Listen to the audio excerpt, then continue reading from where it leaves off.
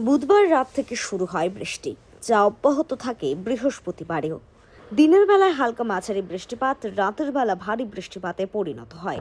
গভীর রাত থেকে টানা বর্ষণ ও দমকা হাওয়া উড়িয়ে নিয়ে যায় পরিযায়ী শ্রমিকদের থাকার শেষ সম্বলটুকু। শুক্রবার দুপুর গড়িয়ে গেলেও তাদের কপালে জোটেনি কোনো রকম আহার।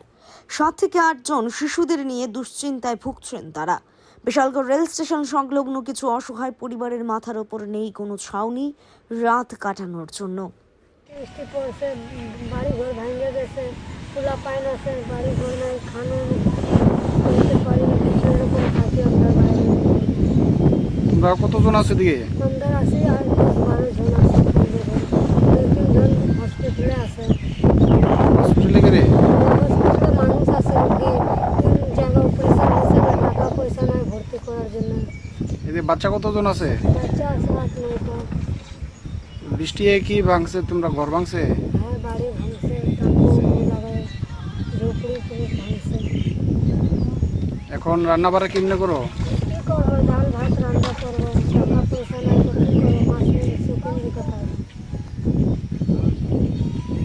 কোনো রকম সাহায্য সহযোগিতা ছাড়া জীবনযাপন করা তাদের পক্ষে প্রায় অসম্ভব। স্থানীয় মহকুমা প্রশাসনের দিকেই তাকিয়ে তারা। স্যান্দন টিভি।